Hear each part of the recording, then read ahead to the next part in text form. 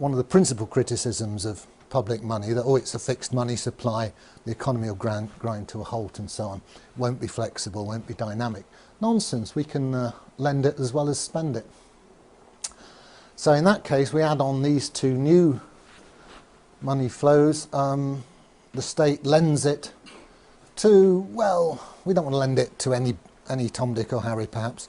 We want credit-worthy, what we might call principal borrowers. Typically a bank. And the banks could perhaps participate in reverse auction. The state could say, well, here's 100 billion new money, we're going to lend it to the best bids. Okay, you guys submit your IOUs and we'll choose the best one. So it's a nice free market way of doing it. It has a side effect that wholesale interest rates are set by the market and so on. So don't get fazed by people saying that our money supply is fixed and inflexible. There's other ways of doing it. Obviously the state can lend zero interest to public infrastructure projects as well. I'm just highlighting this because it's something I've been discussing with Bill Still, who's on the libertarian ticket, and he wants some free market answers to meet his critics.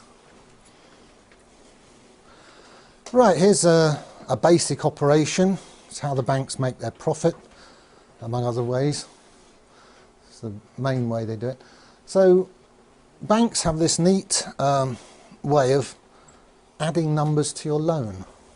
You know, you take out a £100,000 mortgage and you look at it in a few months' time, and if you've not been meeting all your payments, it's suddenly 101,000.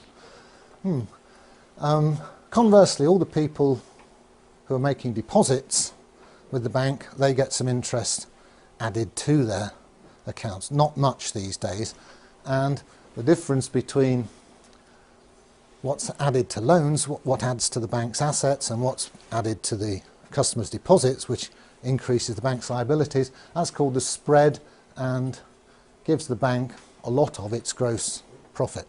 It also, of course, charges fees and all sorts of other little niggly ways of getting money out of you. But basically the interest rate spread is their business model.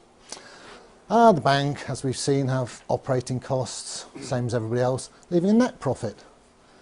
And this net profit is then distributed, some of it to the shareholders, some is retained, and banks, as they go on year after year retaining profits, that increases that shareholders' capital account on the balance sheet. The bank gets more valuable to its shareholders. So here's a schematic of what happens to a balance sheet when the customer pays interest to the bank. Here's the balance sheet before assets. Remember that's all the loans and so on. Liabilities, all the customer's deposits. Here's a customer with some money in the bank. Unfortunately, the bank now is demanding that money from him as interest, and he pays it. What happens to the balance sheet? Well, the assets stay the same, all the loans. That money didn't get added to his loan, it was actually paid by him. Where does it go? Well, schematically, it ends up in the shareholders' capital account here, which grows by that amount. Other liabilities stay the same. Obviously, it goes through, in formal real-world accounting, it will go through the profit and loss account. But profit and loss accounts are regularly reconciled into the balance sheet. So we can say schematically that this charge on the customer, the interest, is ending up, to a first approximation, as shareholders' capital. And remember, if you wind the bank up, this is perfectly spendable money. Yeah. Conversely, it's just when the bank pays a little bit of interest to a customer, well, here's the shareholders' capital account, and it shrinks, and the customers get some new money. That's a liability to the bank. So it's just the opposite of the previous slide.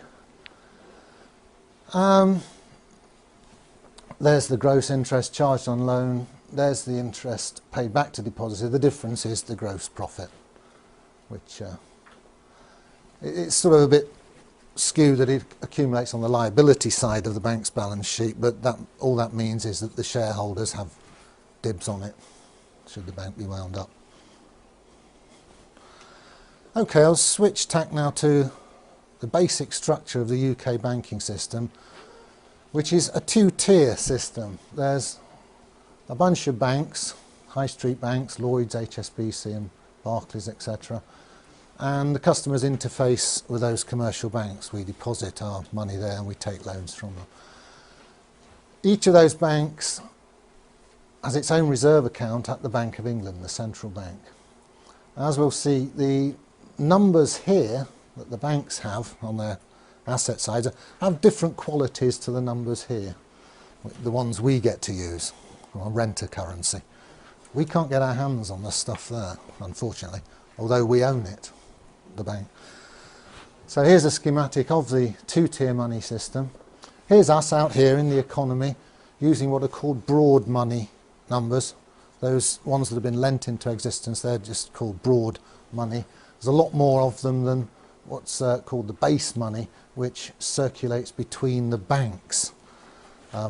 Goes from one reserve account to another within the computers at the Bank of England. So, interesting points. The causality goes that way. We do all our business, run our economy, and then at the end of each day, behind the scenes, the banks do interbank settlement using these base money numbers. And very interestingly, there's no crossover between, there's no direct crossover between the circulation of these base money numbers between the banks themselves and the circulation of the broad money numbers which you and I get to use. That curtain puts a barrier between them. There are ways, there are conduits between the two.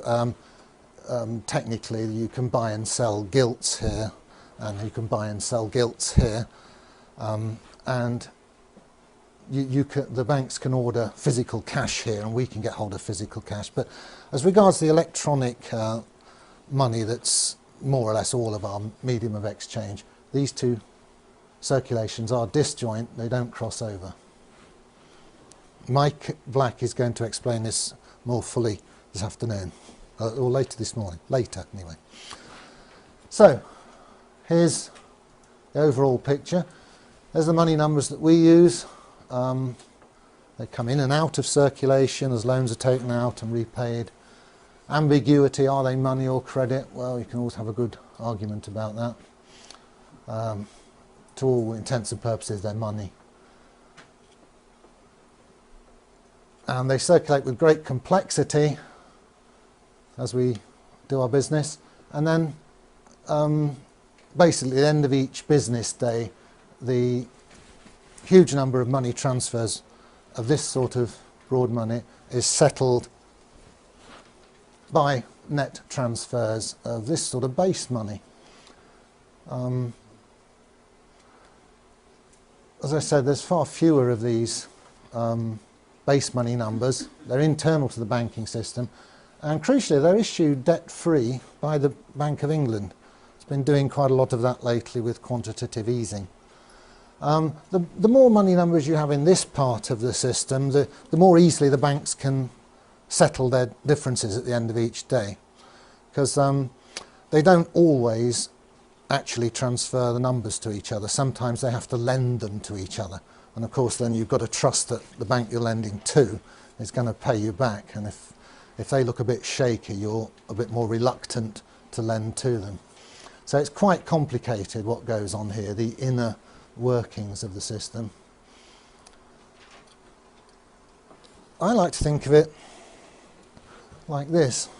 Because of the disconnect between the two circulations, we're almost moving to a system where we the people, the users, get to use these funny money numbers, and the guys running the system are settling up between themselves at the end of each business day using these other numbers.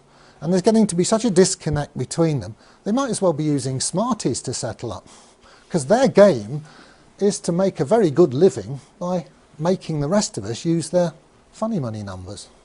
And we gradually, since the Second World War, we've moved incrementally into this, what's now a scam. I think I'll leave it there then and take questions.